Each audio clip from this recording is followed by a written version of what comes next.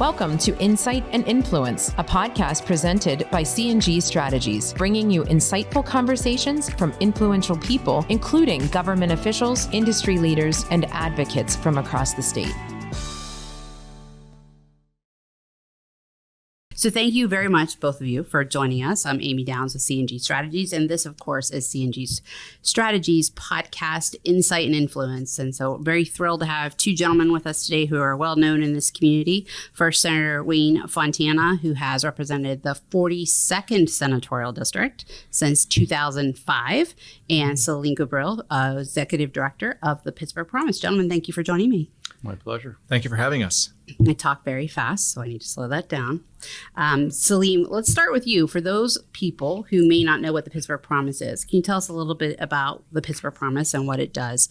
We're well known, obviously, in Pittsburgh. We're also in Harrisburg and across the state, so we want to make sure that everybody knows what good work you've been doing here in Pittsburgh. Thanks, Amy. I'd be happy to.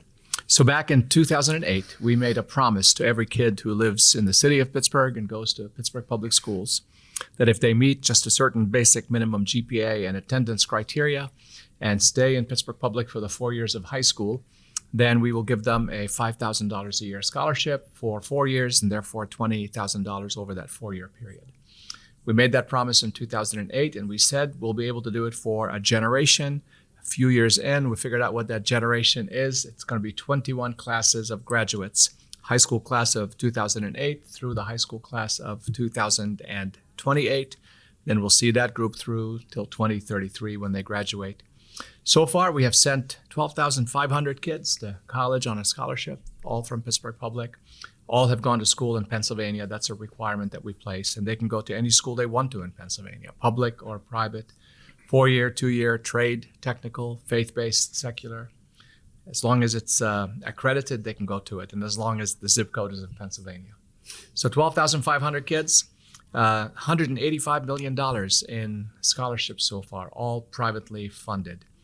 There aren't any tax dollars in the work of the Pittsburgh Promise. 185 million. Today, there are 750 companies right around your offices here in downtown Pittsburgh that have Promise alumni working for them. And in most cases, if you walk into any one of those businesses and you see some young professional at work who happens to be a person of color, in all likelihood they are Pittsburgh Promise alums. So we're adding to the preparedness of the workforce, we're adding to the diversity of the workforce, we're adding to the economy of the region. So what comes next after that generation moves through? I know that that's going to play into our conversation here a little bit, so set the stage for us. I mean, the bottom line reality is that the mere existence of a campaign like the Pittsburgh Promise, which is entirely privately funded, is evidence of public policy failure. There has to be a public policy solution for how we fund higher education in Pennsylvania. Senator Fontana works super hard on that on numerous fronts, including for a long time chairing the board of PHEAA, which is the need-based state scholarship for Pennsylvania's kids. So it's not a secret that Pennsylvania's public university system, even though they have not raised tuition for several years in a row, and I commend them for that, it's still the second most expensive public university system in the country. And it's embarrassing to me that in some cases it's cheaper for a kid who lives in Pennsylvania to pay out of state in Ohio than in state in Pennsylvania. We have to fix that. We have to come up with a solution for that. So we're hoping, praying, working, lobbying. We hired the best lobbying firm money could buy to help us get this message out, that there has to be a Pennsylvania Promise. Pennsylvania's kids, well, we have solved with private funding for 21 classes of kids in Pittsburgh, only addresses one public school system in Pennsylvania. There are 500 public school systems in Pennsylvania, and to say nothing about parochial and other privates or faith-based or other kinds of academies in the Commonwealth. So lots of kids are not getting their hands on this scholarship and aren't able to pursue a post-secondary credential. And all of that is happening at the same time while enrollment in our public universities is declining. We have lots of empty desks, lots of empty chairs in dining halls, and lots of empty beds in dormitories. And one way we can fill those beds and those desks and those chairs is by making it attractive and affordable for our kids in Pennsylvania to go to school in Pennsylvania And frankly, our workforce desperately needs them. We'll talk about that in a few minutes. Absolutely. Thank you.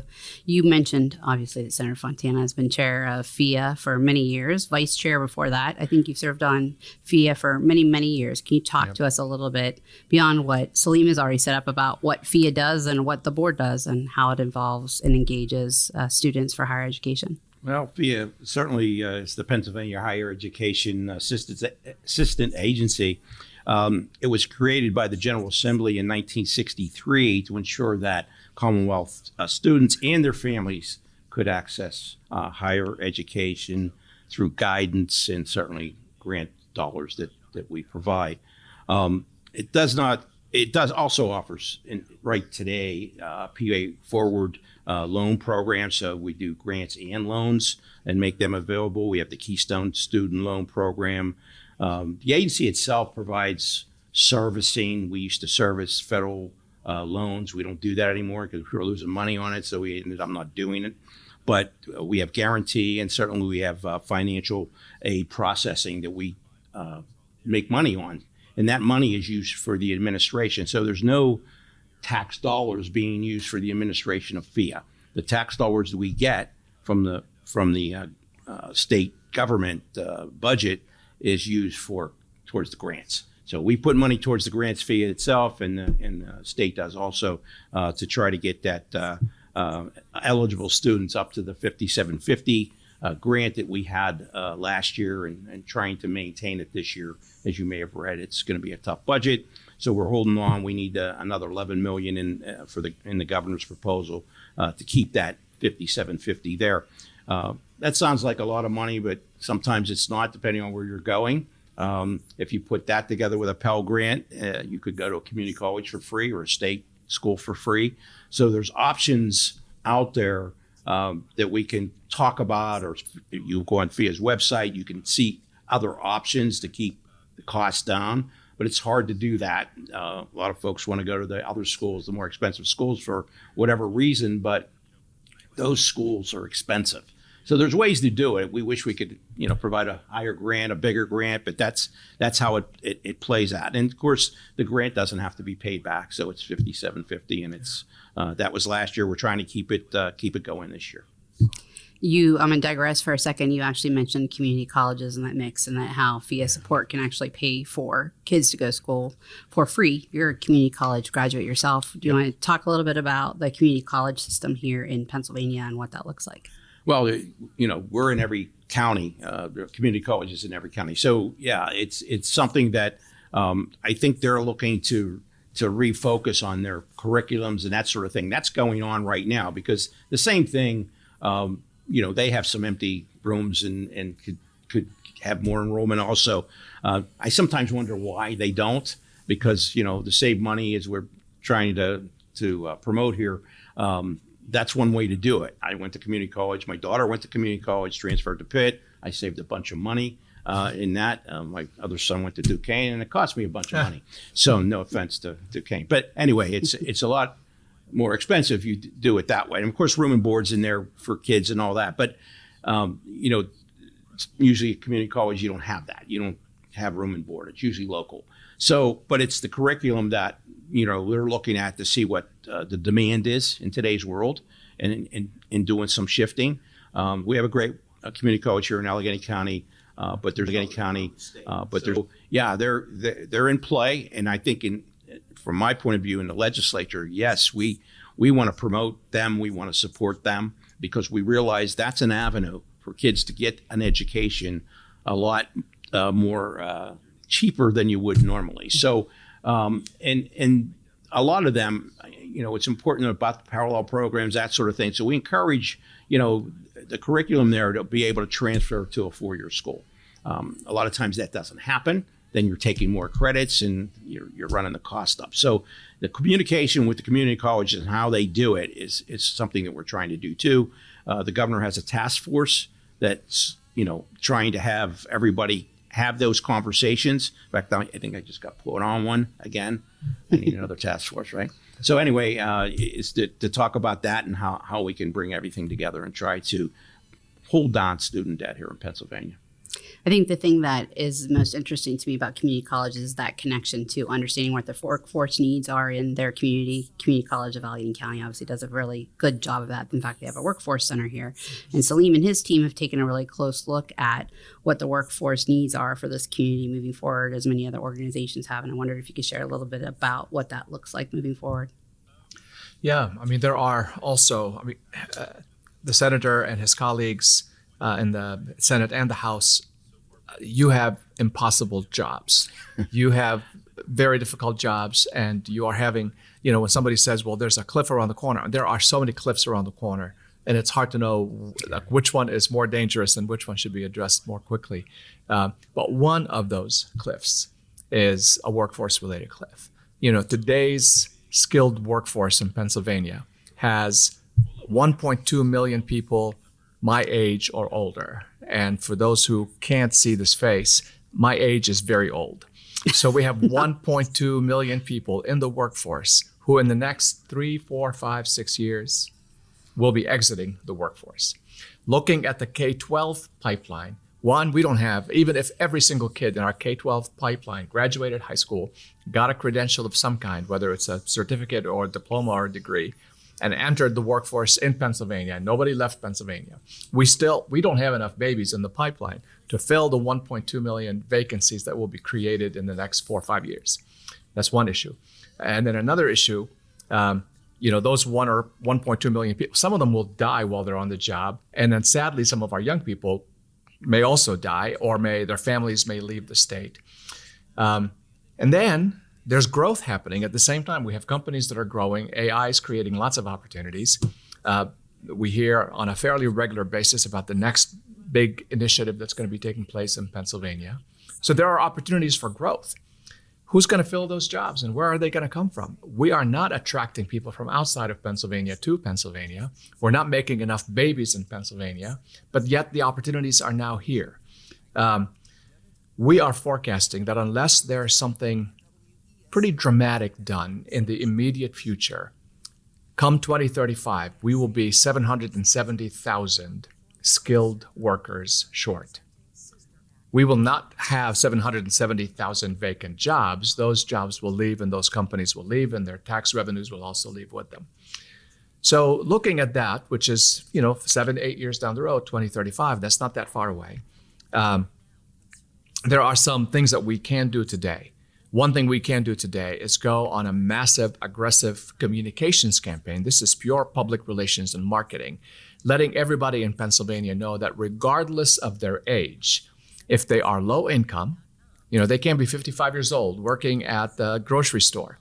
If they are low income, never used a Pell Grant, never attained a college credential, there's a Pell Grant available to them, free money from the federal government that will help them upskill at their local community college or trade or technical school or four-year university that is closest to them. They don't have to get a degree, but they can use that free money, get a credential for some of the more advanced jobs that will put them on a higher economic mobility trajectory.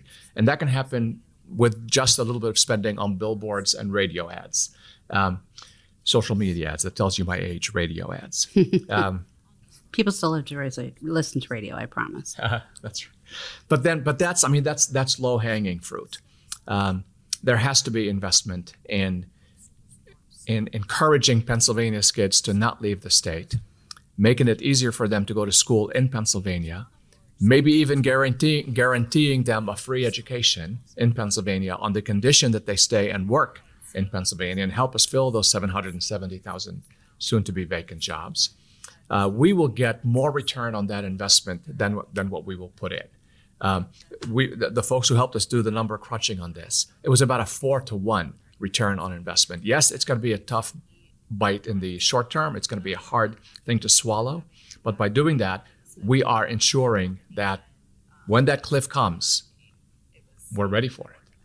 That's a perfect transition. One of the things that the legislature did last year during the budget process was create the GROW PA scholarship, that they have a scholarship for PA students who commit to pursuing some of those high demand careers and then also commit to staying in Pennsylvania after their graduation. And they're doing the same for attracting students from outside of Pennsylvania into Pennsylvania, again, with that same promise. Can you talk a little bit about the success of that program and sort of what the thoughts are about continuing to support it moving forward?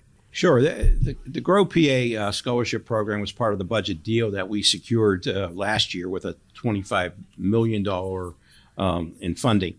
And the good part of that is it's bipartisan. I mean, obviously, everyone came together, and it's nice when that happens these days, when everyone comes together. It provides grants up to $5,000 per year for PA residents pursuing a degree in an in-demand occupation. And I think that's important. It includes agriculture, computer science, business, education, special education, STEM education, engineering, nursing, allied health, and criminal justice. So, and as you mentioned, they must be employed in the occupation in the Commonwealth after graduation for at least 12 months. For each academic year, they received a grant, and they must pay back the grant with interest. They must pay back the grant with interest. That opened up in March. So right now these things are going on a first come, first served basis, and it's going to be awarded for the school year starting this fall. At the same time, we were creating a Grow PA program. We also expanded the eligibility of the $60 million Ready for Success to Succeed scholarship program, which provides students grants of no less than $500 and up to $2,500. We expanded the program by raising the household income from $126K to $175,000 and lowering the GPA requirements to 2.5. So the governor not only does the Grow PA, we've had stipends for teachers and nursing programs. So the scholarship that would like to see a bigger scholarship, but he's done a bunch of little ones. And so, promoting those things, though, as Saleem stated, is important. We try to do that on our website. We try to make sure, drive people. In fact, we're trying to put an incentive together for that right now. We have done that for folks that go on and actually look at and see what their options are for what colleges and what it costs and where's the career demands at, so they can choose with information. And I can only wish that our high schools, our guidance counselors in the high schools would promote that more. But it's something we can go out and do webinars and all those kinds of presentations. We're happy to do that. But I think it's getting lost. I mean, I don't know that parents and the students are getting the message that there's options out there, and it will drive the workforce up, right? Or the folks getting into it and into the right fields if they understand that. I know when I was young, they pushed everybody to college, go get a 4-year degree, but that's not the case anymore. The demand jobs are all over the place, right? All those, and they're skilled jobs. So I think that we need to, refocus in that promotion that Saleem talked about. We all need to do that and make sure the kids, but I think it starts younger than for the kids than used to be. I think in the high schools, and I don't know that they're doing the job as far as guidance counselors and that sort of thing, as far as getting it out there. If that should be presented there, they should be calling me, and I'm not getting calls. Come on, do a webinar at the schools in my district. Happy to do it. Happy to set it up.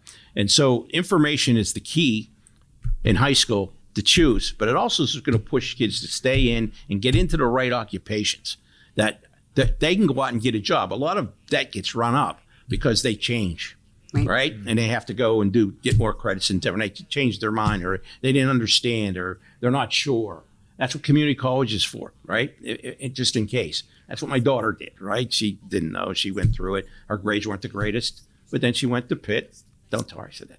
She went to Pitt, and then, then she went on to get a bachelor's, and she's in special education down in Delaware. So, she stayed in her occupation pretty much. But I think that it's the guidance that you can get through PHEAA, and obviously it should be through the high schools, and certainly, parents and students should be aware of that. I think a lot of times parents and families get very overwhelmed and they don't know where to start. So Yeah. it's great to hear that. So I'm going to put the plug Yeah. in that if people are interested in you coming out to do a webinar or talk to them Yeah. in cooperation, Happy to do it. visit senatorfontana.com for his contact information. And PHEAA's website is also available to them, Yes. PHEAA.org. Yep. Is that right? Yep. Okay.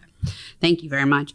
I know that Saleem talked on briefly that there is a Pennsylvania Promise legislation that's been introduced both in the House and the Senate, and it's been introduced multiple sessions and really hasn't gotten feet beneath it and legs. But what's the hope moving forward? We have, I think, a number of programs and grant programs and others that are really trying to sort of put the pieces together to make school more affordable for kids. What does the Pennsylvania Promise bring to that? Hope has to live. Like the Bible says, these three things abide: faith, hope, and love. Got to have hope. Got to hang on to hope. For us at the Pittsburgh Promise, we see the Pennsylvania Promise as that thing that will not only create educational opportunities for kids and not only improve their economic advancement, it will also be transformative for Pennsylvania's workforce and Pennsylvania's economy. It could be the thing that will actually cause Pennsylvania's population to grow again. It's an expensive venture. It's not a cheap thing to do something like the Pennsylvania Promise. The way the legislation has been written, the Pennsylvania Promise guarantees free tuition in the PHEAA system for kids whose families make up to $150,000. And it guarantees free tuition plus room and board for kids whose families make less than $70,000. Those empty beds and those empty chairs and those empty desks get filled very quickly because suddenly we've made it very attractive for a kid in Indiana or in Scranton or in Erie or anywhere in Pennsylvania to stay in Pennsylvania, get an education in Pennsylvania. And by agreeing to accept the Pennsylvania Promise, they're also committing to staying in Pennsylvania and working after they get their diploma. I can't see anybody losing in a scenario like this.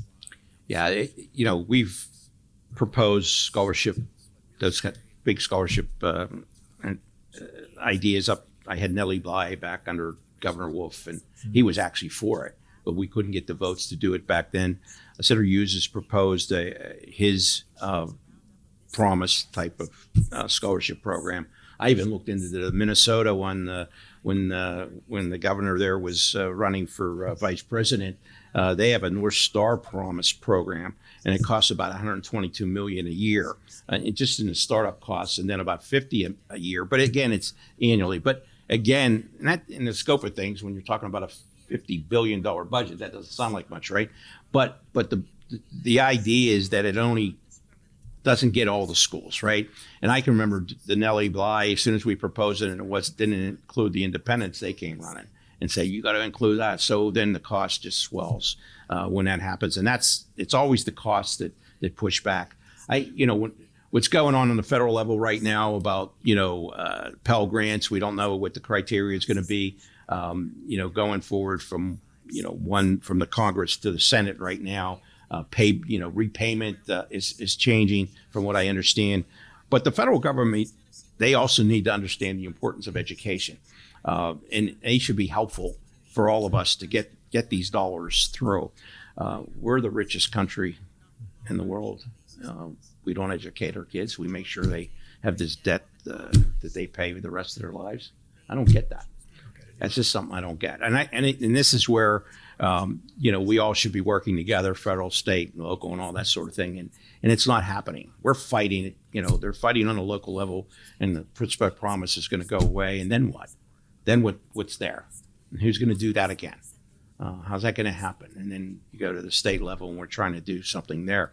This governor is piecing it with all small scholarship type programs. And it's great. I mean, it is. But we'd like to have something bigger, obviously, to do that. So, but we need the federal government too, and we're trying. We at PHEAA have a lobbyist. We have a government relations person. We have a lobbyist down there, and for the first time, quite frankly, they're getting into the offices and starting to sell education, at least to our delegation from Pennsylvania, about what PHEAA does. I don't know if that people know it. I just don't know that they understand that we're holding down the debt. We have our own loan program that's lower, the interest rate's lower than anyone else out there, easier terms, that sort of thing. To try to, if you can't, get all grant, you can get a loan that's more reasonable than anyone else's. We're trying to do it. We're trying to educate students and their parents and high school counselors about how to guide their students and what direction to put them in, or at least give them the information so they can make an informed decision. I think all that's important, from top to bottom. And sometimes there's too much of a disconnect. But, we're working at it, and, all we can do is keep pushing. That's it. As I said, how do we keep the issue top of mind? Is it really making sure that people understand that workforce and education are tied together so closely that we can't do one without the other? And then if we're worried about growing jobs and growing our economy here, that we have to look at education and workforce? Yeah, out of sight, out of mind. If you're not talking about it, if you're not posting it, they're not thinking about it. That's what I said down in Washington. I mean, finally we're getting in and talking about that. And to the stats that Saleem talked about, how the workforce is going to deplete, and we're going to have such a need. So everyone I represent, every business here I represent in my district, and everybody else, they're going to be hurting for folks. So it's coming, and all you have to do really is start to pay attention to how we can solve it and have that conversation. So we're pushing. We'll see how it works. It means neither of you are going to be able to retire for a while because we need your knowledge base and experience and all those good things. You hear what she said? I think she may be onto something, Senator. I'm not so sure. So final thoughts. Anything else that I didn't ask about or should have asked about when it comes to higher education and the workforce and paying and sort of all of the different options that are currently before us that we're advocating for and looking at? I don't know that there's anything we haven't covered. I think the emphasis is that, these good things are out there. The Pittsburgh Promise was fantastic. PHEAA is not every state has these types of things. I think folks need to be understanding that there's good things happening, and we're geared to education and understanding that our kids are our future, and educating them is so important. That's why we're here. That's why we're talking about it. Mm-hmm. I think that, we could be doing something else on a beautiful day here, but we're talking about education of our children because we realize that's the future, and that's something we should really, really push forward on. Yeah, and people of goodwill, regardless of their political identity, people of goodwill can lock elbows together, sit around a table together, and solve problems together. And I know the senator does that. You exemplify, you model that. I'm committed to being a part of that process if we can get folks of goodwill, not those who kind of require a certain salute at the door, but folks who just want to solve problems together. I want to be at that table. Absolutely. I have one last question. Uh-oh. We are obviously in the midst of the budget season. Do you have a prediction of when the budget will be settled this year?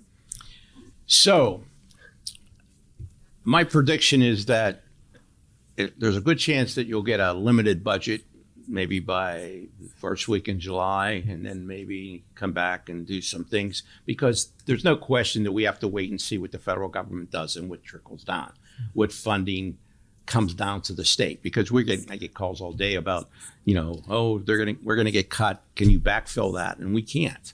So to know exactly what that means or how it's going to play out, I think is important.